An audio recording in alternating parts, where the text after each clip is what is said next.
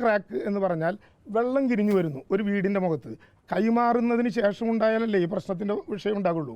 ക്യാബിനറ്റിൻ്റെ മുമ്പാകെ 10-ാം തീയതി 3 പേരുടെ ഇവിടെ നിന്ന് 15 ലക്ഷം രൂപ മേടിച്ചു പോയ 104 പേരിൽ 3 പേരുടെ ശ്രുതി ഉൾപ്പെടെ 3 പേരുടെ വീടുകൾ തിരിച്ചിവിടേക്ക് വരണം, 15 ലക്ഷം രൂപ ഞങ്ങൾ തിരിച്ചടയ്ക്കാം എന്ന് പറഞ്ഞ് ഒരു അപേക്ഷ വന്നിട്ടുണ്ട് എന്ന് ക്യാബിനറ്റിനെ അറിയിച്ചു.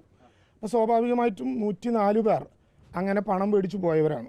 അവരെല്ലാവരും വലിയ നിലവാരത്തിൽ ചിലപ്പോൾ തിരിച്ചു വന്നേക്കാം, പലരും പറ്റിച്ചതും കബളിപ്പിച്ചതുമൊക്കെ ആയിട്ടുള്ള സംവിധാനങ്ങൾ വെച്ചുകൊണ്ട്.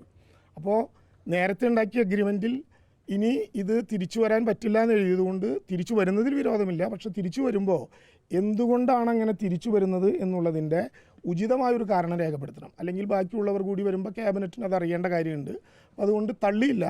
ആ കാര്യം താൽക്കാലികമായിട്ട് ദുരന്ത നിവാരണ വകുപ്പിനോട് തന്നെ ആ ക്യാബിനറ്റ് അജണ്ട പിൻവലിച്ച് എന്താണ് ഇങ്ങനെ പിന്നെ അവരുടെ ഭാഗത്ത് നിന്ന് ഇങ്ങനെ ഒരു അപേക്ഷ വരാനുണ്ടായ കാരണം, എന്തുകൊണ്ടാണ് തിരിച്ച് പോകുന്നു എന്ന് പറഞ്ഞ 15 ലക്ഷം രൂപ മേടിച്ച് തിരിച്ചു പോകുന്നു എന്ന് പറഞ്ഞ ആളുകൾ അങ്ങനെ തിരിച്ചു പോകാതെ ഈ ആവശ്യം തന്നെ പിന്നെ വേണ്ടി വന്നത് എന്തുകൊണ്ടാണ് എന്നുള്ളത് രേഖാമൂലം ഒന്ന് അറിയിക്കണം എന്ന് ദുരന്ത നിവാരണ വകുപ്പിനോട് അത് അന്വേഷിച്ച് പിന്നെ ബോധ്യപ്പെടുത്തണം എന്ന് പറഞ്ഞു എന്ന് മാത്രമേ ആ കാര്യത്തിലുള്ളൂ. അത് ഇവിടെ പറഞ്ഞതുപോലെ ഏതെങ്കിലും അപേക്ഷ പൂർണ്ണമായി തള്ളിയതല്ല എന്ന് മാത്രമല്ല, ഒരുപക്ഷെ ശ്രുതിയുടെ കാര്യത്തിൽ ഈ ഗവൺമെൻറ് എടുത്തതുപോലെ ഗൗരവമായൊരു ഇടപെടൽ മറ്റാരാണ് എടുത്തിട്ടുള്ളത്?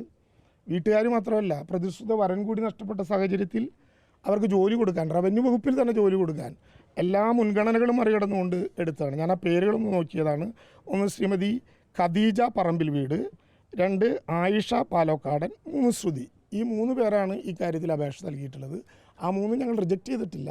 ഉചിതമായ കാരണം ബോധ്യപ്പെടുത്താൻ അന്വേഷിച്ച് ദുരന്ത നിവാരണ വകുപ്പ് തന്നെ അത് പിൻവലിച്ചാണ്.